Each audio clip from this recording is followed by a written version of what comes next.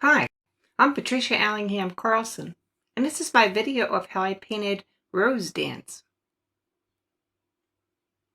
I am not a professional photographer by any means. I grow beautiful flowers in my garden, and I take a lot of joy in doing so. But I found in order to get a good picture or a photograph of any of the flowers, I have to take a lot of photographs. When I take a lot of photographs, I'm more likely to get one that's going to be good. And when I saw this image come up, I was pretty pleased with the composition and the colors and the forms, so I decided to paint it. I hope you'll enjoy my video. Now this painting took me an awful long time to create, and I decided it might be really good to include two versions of the creation process. One with the basics of how I got through the painting and created Rose Dance, and the other with far more details. So you'll find both posted, a long version of Rose Dance and a short version of Rose Dance. You could choose whichever one suits your interest level best. Now let's paint. This painting started out with a very detailed drawing. It took me at least 3 hours to draw out the petals and forms. And I took my time and I made a lot of mistakes. But once it was done, I went into the interior where there were some little yellow details of pistils and stamens, and I used my masking fluid to mask these out so I could paint freely all the colors that went around them.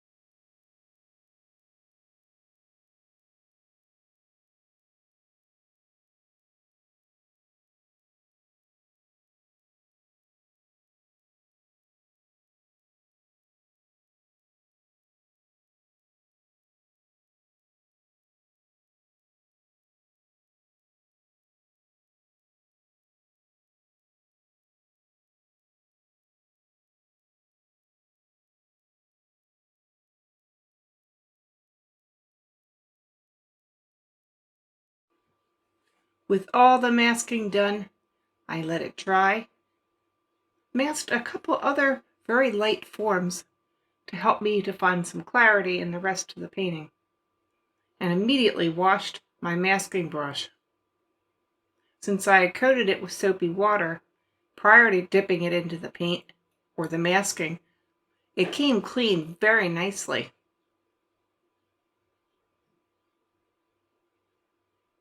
Now in between all the masking, I began to paint in some pale colors with peaches and corals that I had mixed.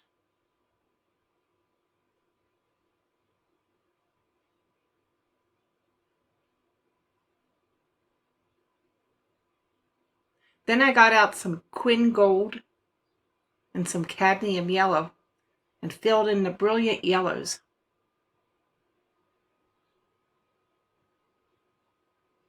My idea was that the paler pistils and stamens would show up against this brighter color.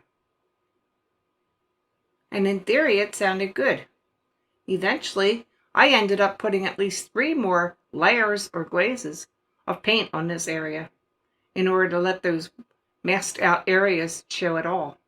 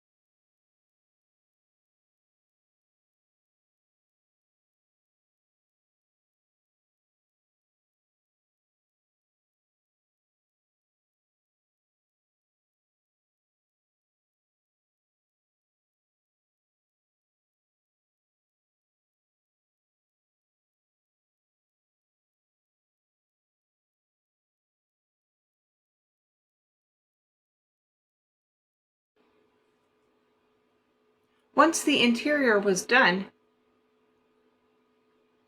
I began to paint in the petals. I tried a lot of different approaches on the petals. One of my favorites is wetting the whole petal down and then bringing in colors that are quite intense and letting them bloom. And that's what I started with these two petals.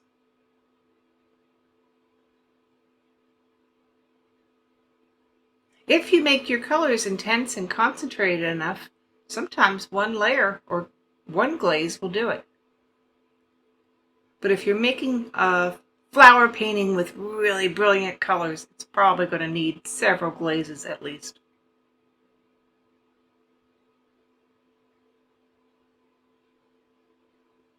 As I'm working, I'm erasing some of the darker pencil lines where my drawing was. If I erase them too soon, I'm going to lose my guide. This flower I really did paint petal by petal with an eye to the overall form as I worked. So in the cases where I erased the pencil lines, I drew in a very light line with watercolor instead.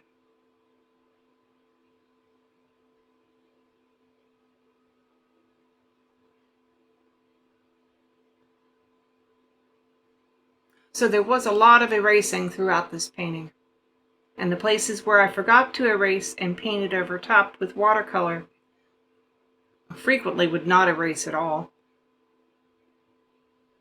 And the pencil line was left.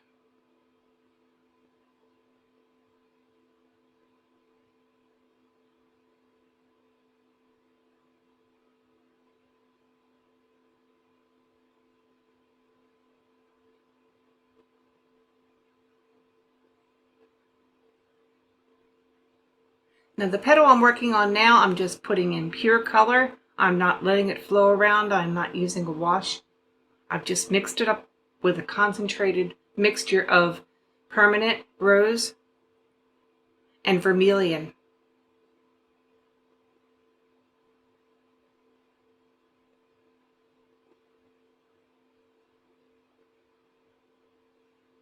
Quin red, permanent rose, vermilion, and cadmium orange are the colors that I've used most in this painting. In some cases I've brought in some alizarin crimson and some quin violet.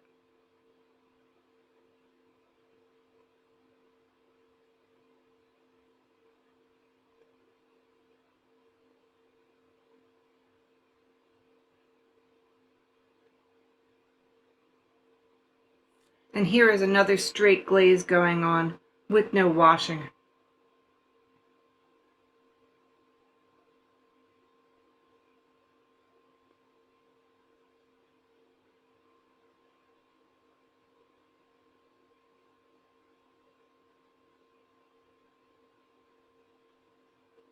I'm trying to be careful to paint right down into my masked areas so the colors will be continuous.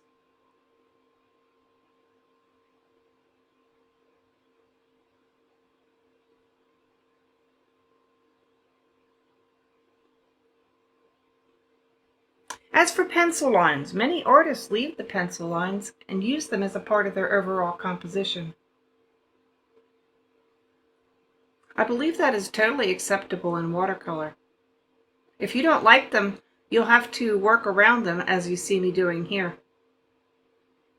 And in areas where I forgot to erase the pencil lines, then you'll have a bit of a mix-up like I have in my overall painting.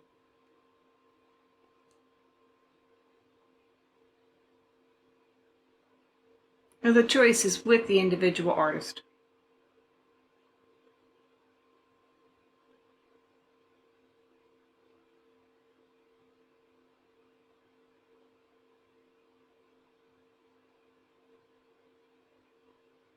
I'm really loading in the colors as I go.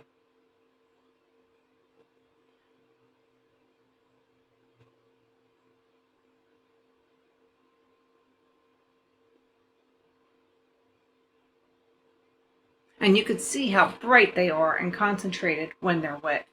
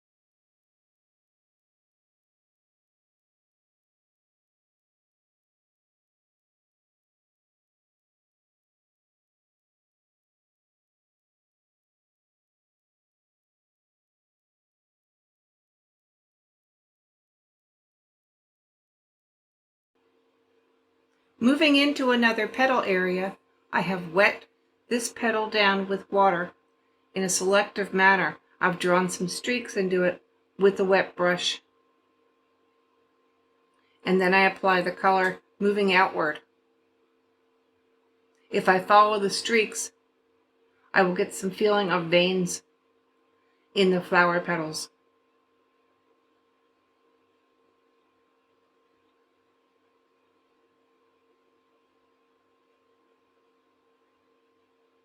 I think if you paint every vein into every flower petal, you end up with an overly busy painting. But that's my preference, is to just paint some that are very prominent, to suggest the fragility of the petal, the folds, the shadows, some of the veins, and then subduing them later if they're too prominent with a damp brush.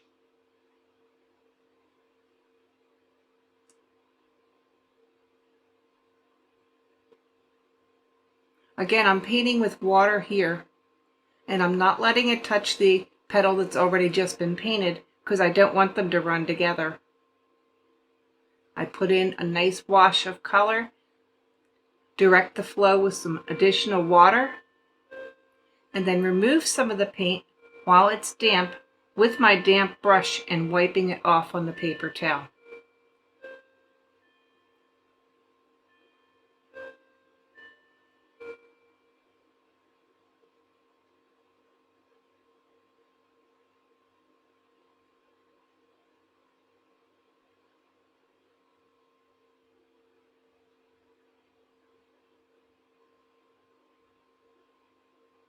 Yeah, my brush is a little wet with some nice bright colors, and I decided to bring them into the center while I'm working with them.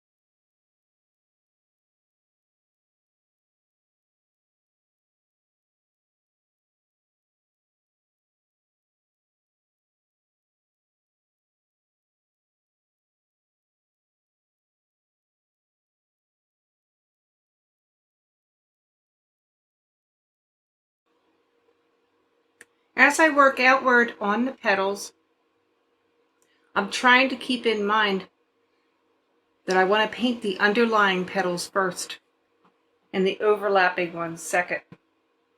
I don't seem to always follow this rule, and I do get ahead of myself. But if I do this, it's easier for me to show the overlap than doing it the other way around. Some of the petals are a nice solid color, and I am applying it just as that. Many of the petals have a lighter edge on the side, and most of them are lighter on the outer side as they curl outward. So you'll see me leaving some very pale edges, like this one here, for example.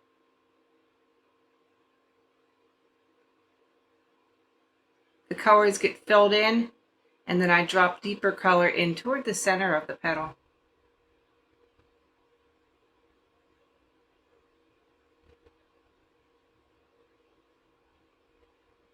I let it flow outward, but not all the way to the edge. If it did, I could lift it with my damp brush and wiping off the extra paint.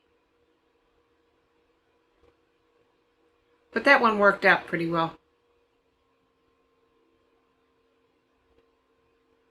Now, one of the things I liked about this image that I took was the way the petals drift around like ribbons, and they look so graceful and flowing.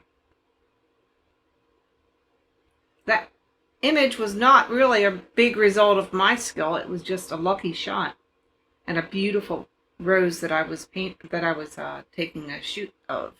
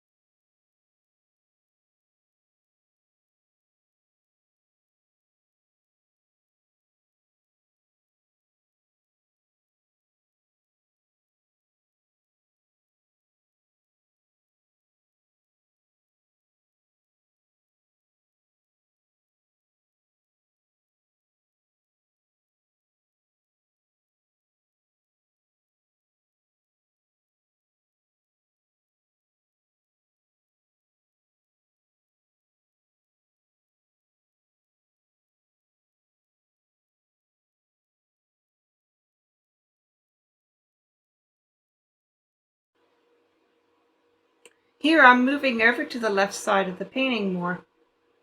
I've noticed I usually paint a good portion of the right side before I move to the left. And the reason for this is that I'm a left-handed person. I'm less likely to smear wet painting if I work on the right side first and then work leftwise. So maybe right-handed people should do this and start on the left first and work toward the right.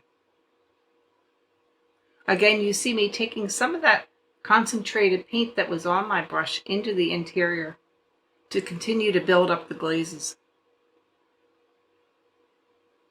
They seem to be drying awfully light.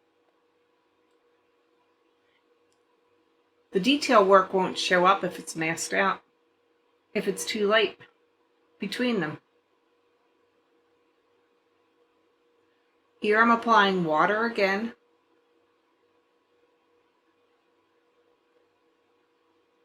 Before applying the paint. So I'll get that flow and that bloom and try to use it in my petals as much as possible. The bigger petals work very nicely with this.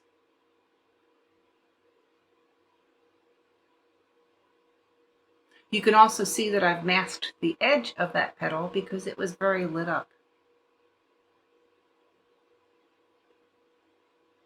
One of the things I like to do is bounce light around the painting and leave some pure white areas when I can. I was told by a professor that this whiteness makes the watercolor appear to sparkle.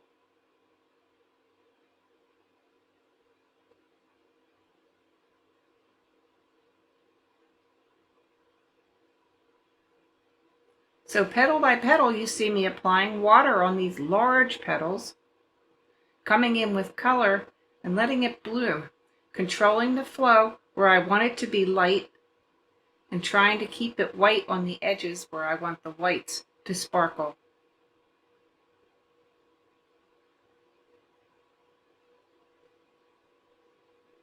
I am painting around all these intricate little ribbons of petals in this lower left section too.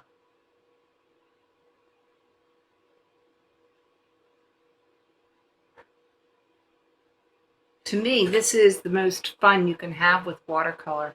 It's putting down water and then putting down paint and seeing what it does.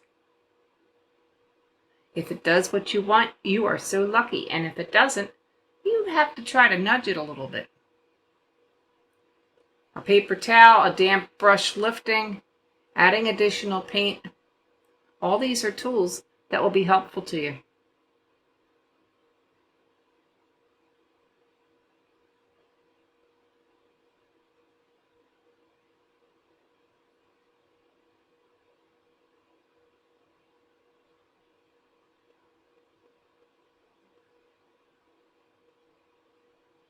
So take your time on your initial drawing, because if the drawing is strong and you follow it petal by petal or section by section, you have a good chance of making a nice composition. And that's what I'm telling myself here. This might look like it's going quickly, but it really took hours. And there's many more glazes to come.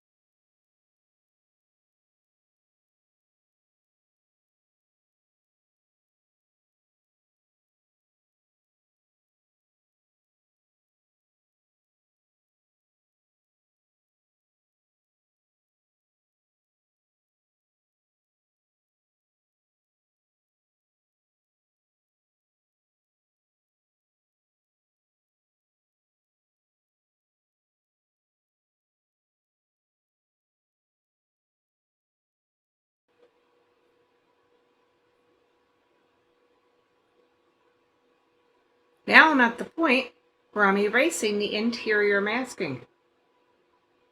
I've also erased the masking that I put on the edges of some of the petals in the exterior.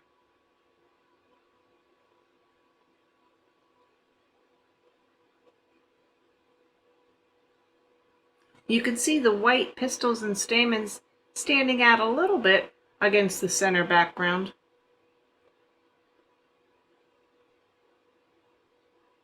But it's not quite exactly what I wanted. I think I should have painted more darks around them. Ah well, I'll be doing a lot more painting in this interior.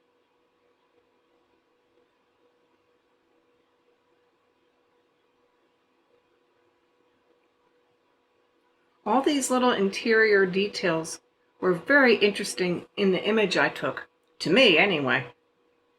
So it's going to take some time to make them interesting and well shown in the watercolor painting as well.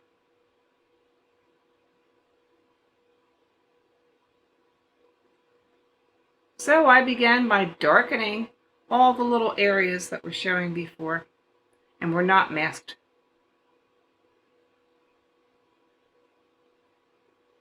And when that was all adequately darkened to my taste, I then began to take a very pale wash of yellow to paint over the white areas and leave most of them not pure white, but a pale yellow.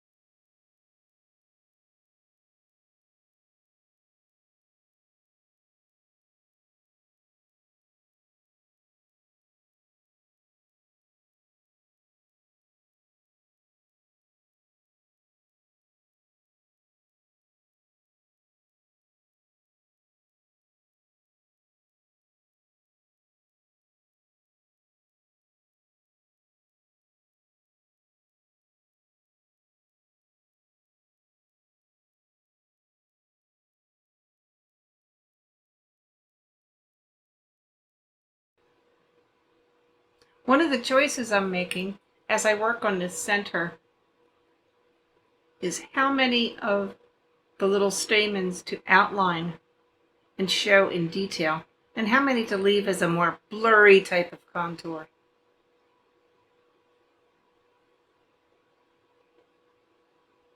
If I outlined every single one, I was afraid they would get a little bit fussy and overly detailed. So I left some just as more of a yellowish blur with some faint lines between them.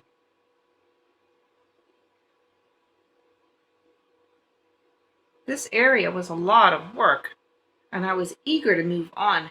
However, the petals in front that are overlapping had to be done after the interior was developed, so I could appear to partially cover some of the interior with them. So I couldn't move on until I got this part done. Once all the little yellow stems are put on, then I could put the little pollen heads on. And they were done, or they were photographing quite dark, a dark deep red, and some of them had stripes on them. So I had to use a tiny brush to show them.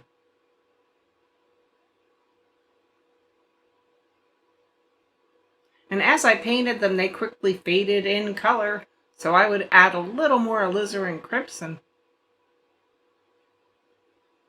and a little more, and I think those little parts ended up getting 4 glazes.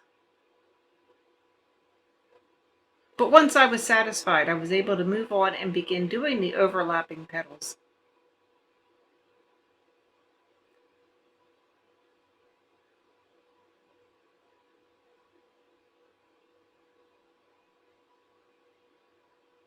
This little petal was quite dark, and it will need more glazing.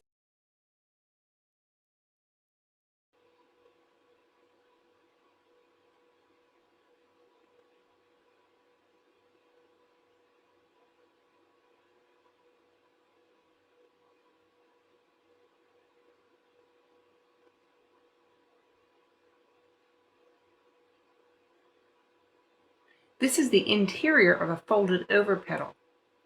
the interior being quite dark and the exterior, where the light is shining, being quite light.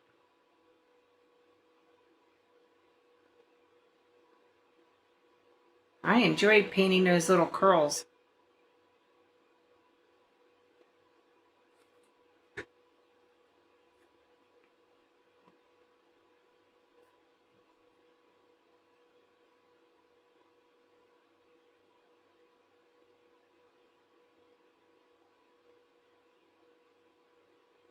Back to darkening the pollen heads.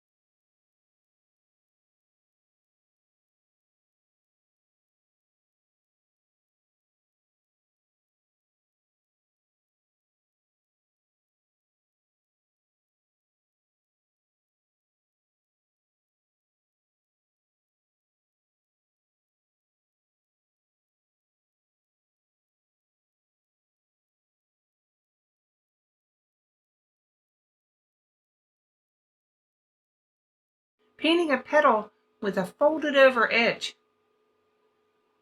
The edge that's folded over is much lighter because it's catching the light, and the part that's going inward is much darker.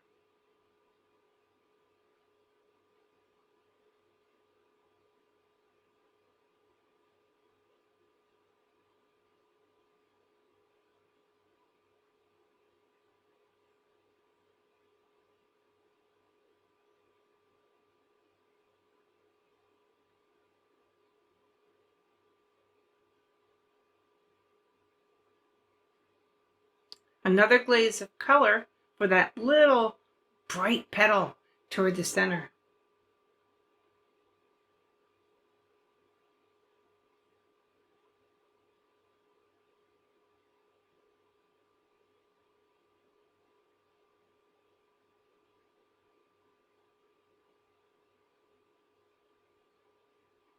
And while that color is on my brush, another glaze for some previously painted sections of the above petal.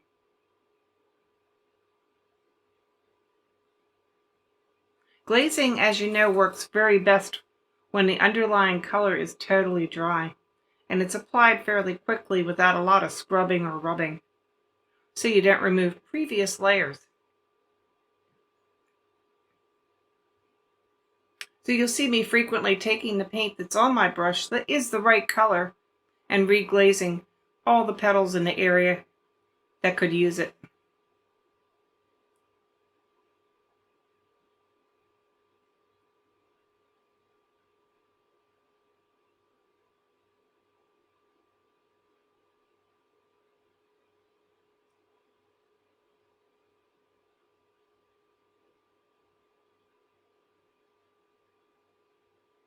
And then some more extensive erasing.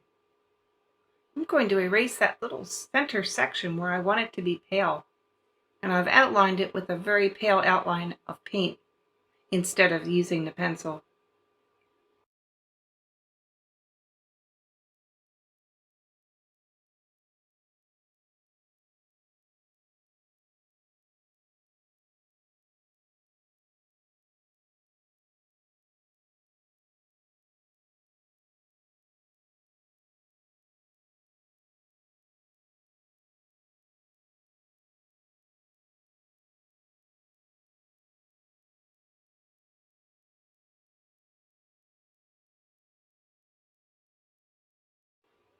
I think the petal I was looking forward to painting the most was this one that I'm doing right now, because it flows and dips and curves, and it has such a pretty form to it.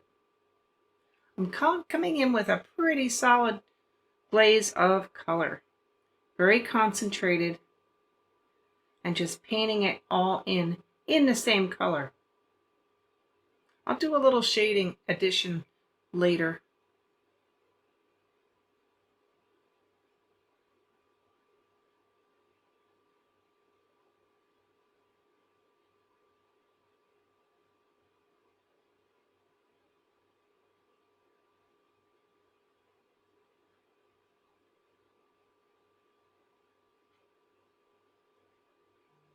And being careful to preserve exactly where the lightness is in the middle of this shadow.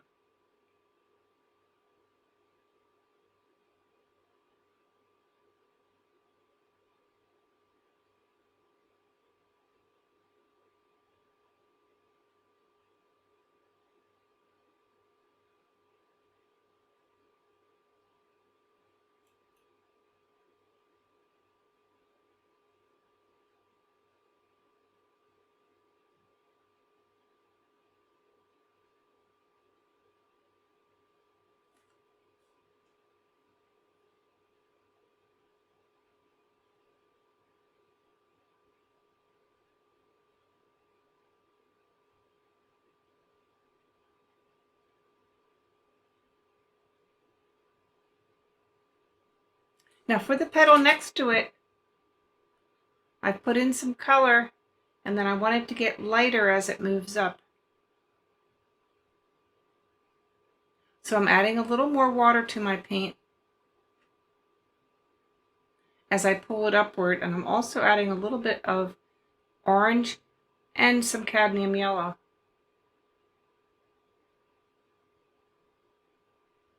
Where the two petals come together, I've added some shading using the Quin Purple and the Alizarin Crimson.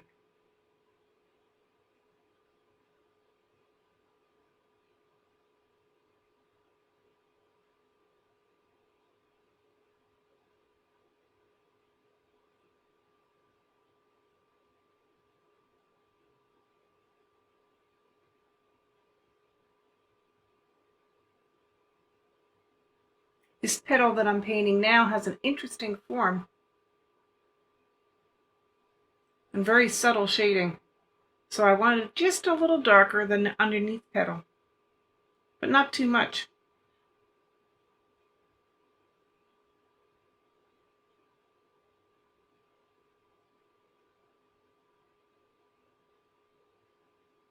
And this last curly petal will be another fun challenge.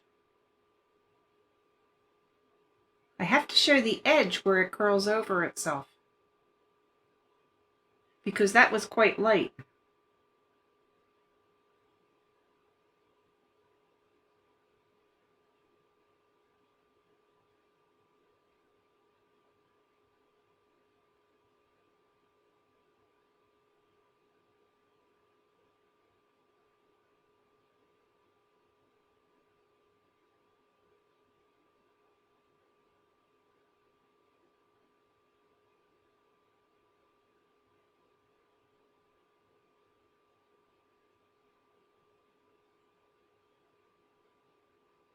So for right now, I'm painting in the top part of this curly petal and leaving a white edge along between them. That way they do not run into each other, they do not mix colors, and I won't get color where I don't want it. I'll come back and blend that a little bit more later.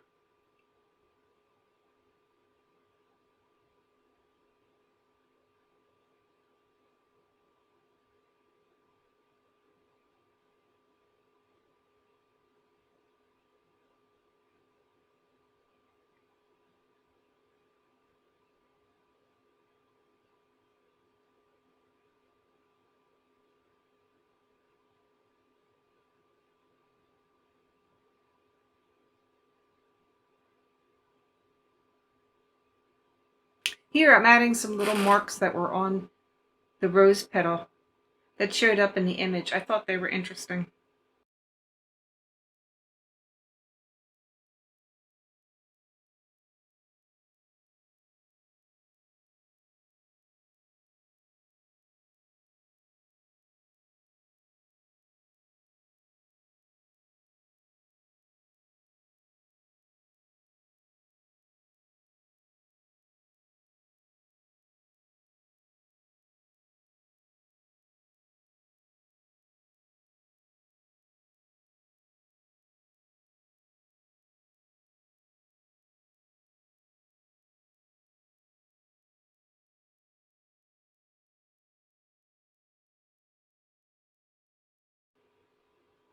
The petal I'm painting now sort of snakes ahead, and we're seeing it straight on.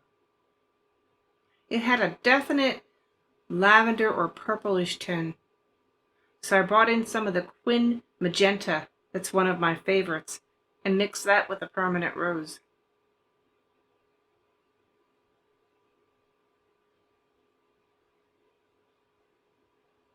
It twisted and it turned and it folded and it did all kinds of things. And I'm trying to paint just what I see. And that's sometimes the best you can do with a very complicated rose.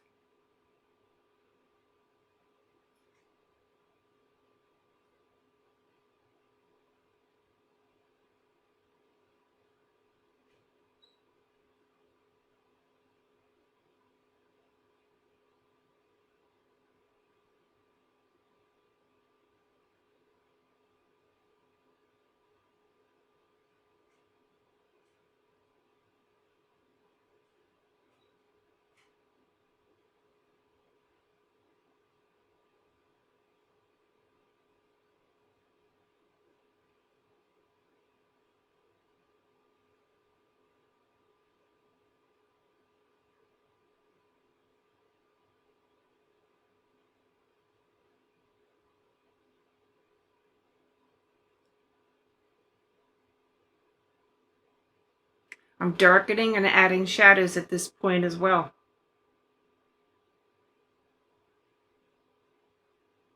And I have one more major petal to paint in before the glazing and the adjusting begin.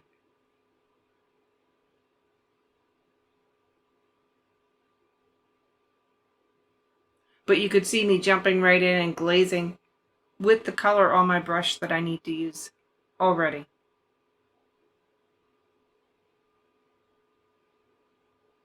As I begin to glaze along edges, I soften them as well, painting them so they are not quite such a hard line.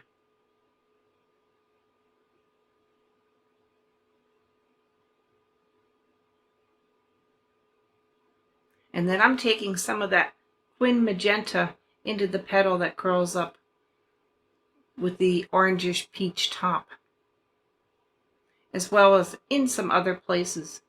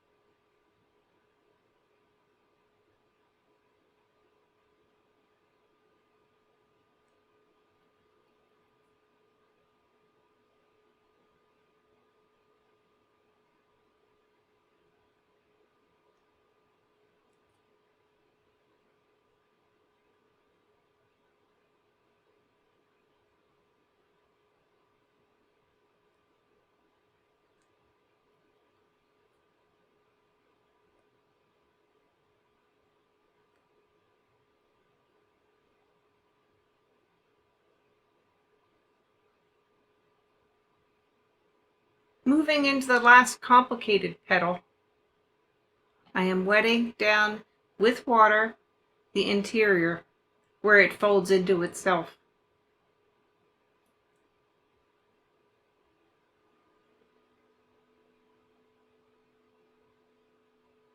taking my concentrated color and painting into the folds.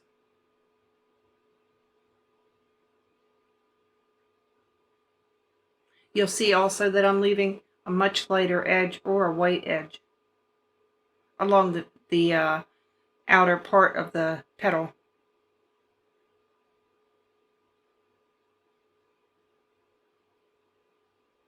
And then I'm laying in the color and concentrating it and getting it nice and deep. While that dries, I take that same color down into the lower petal and do some more shading and glazing with it.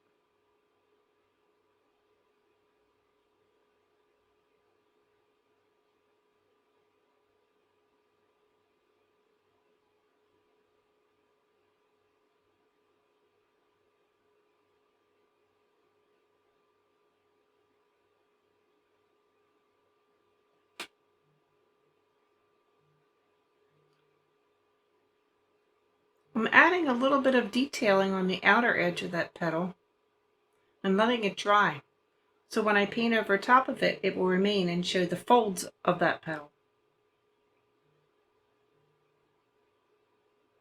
And while it dries, I work around on other things, adding some details and some more glazes.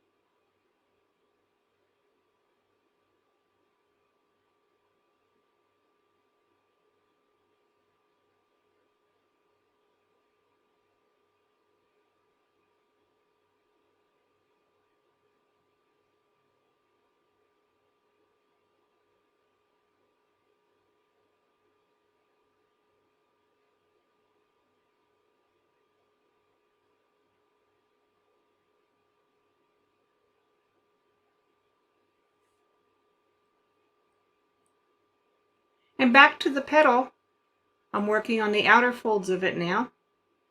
Again, I've painted in some detailed lines.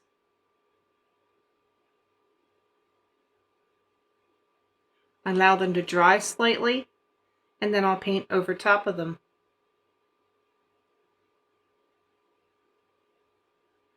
This is the edge that is curling outward, and I'm now ready to go back and work on top of it. And the lines that I've painted will remain to whatever extent. If I paint over top of them heavily, they will disappear somewhat. And if I paint on top of them lightly, they will not.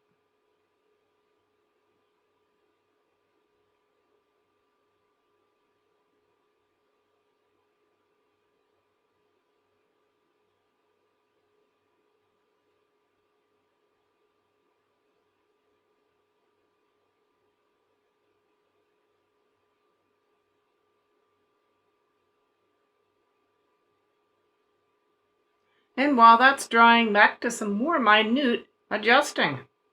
Softening edges, softening shades.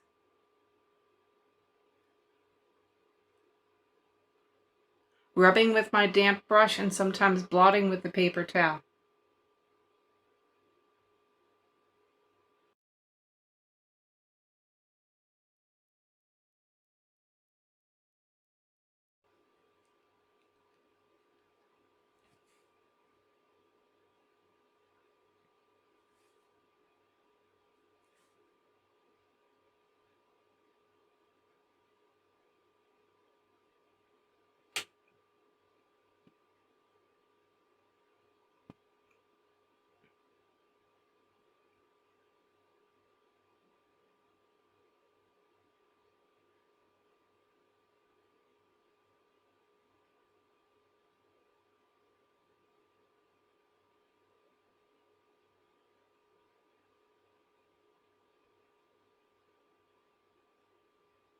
back to the last petal, I'm adding the exterior edges.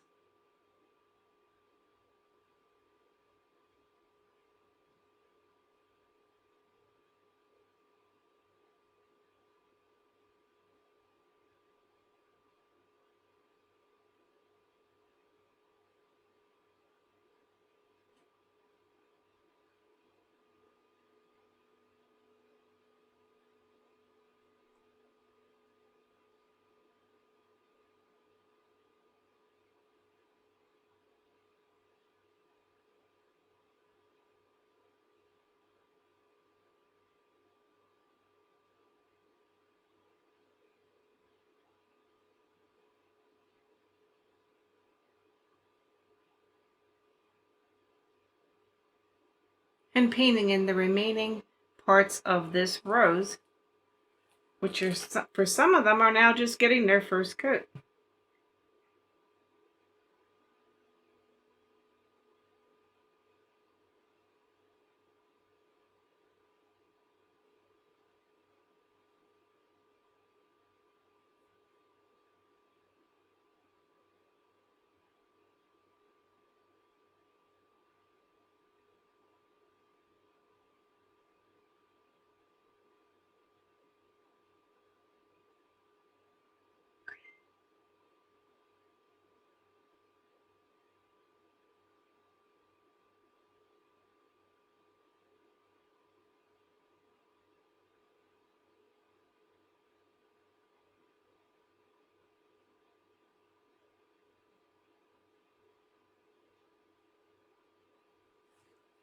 I have been glazing and building up color as I went all throughout this painting. At this point, I will now be coming in and building up more colors still, until each petal is as brilliant as I want it or as pale as I want it and detailed. It's taken a lot of tweaking.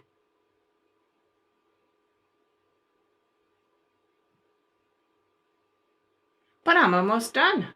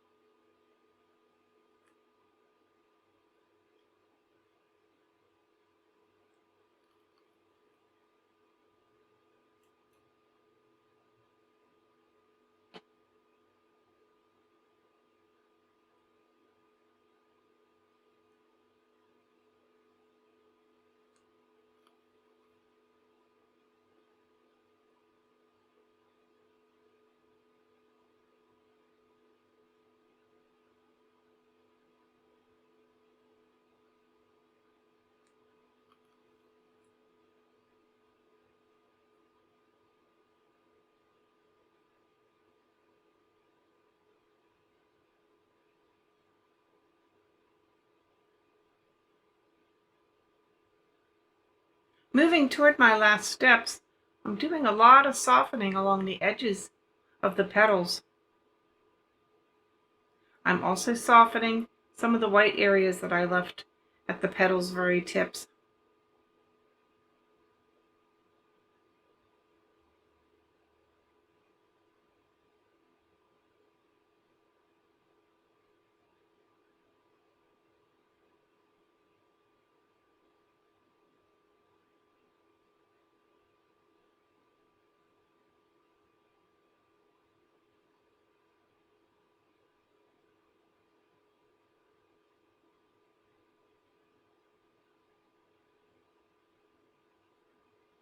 And you can see more glazes going on very lightly at this point.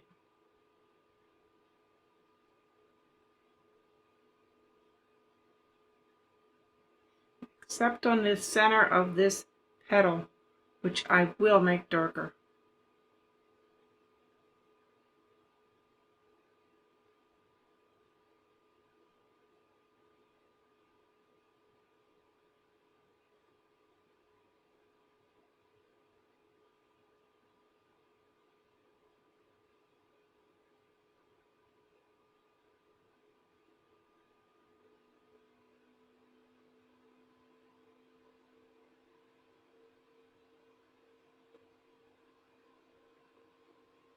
And it's done.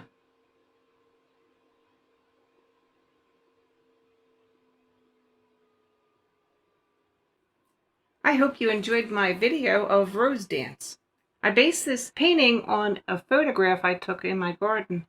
And as I said, I take lots of photographs in order to get some good compositions and some exciting images to paint. I also took a lot of time in the drawing to break down the petals and help me to understand them and how they went together in order to paint them. There's some links below.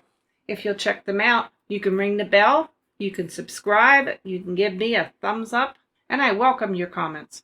There's some other links as well for you to check out, like to my Facebook page, to my art products, to my blog on art and life. But I hope you enjoyed the video, and I'll see you next painting.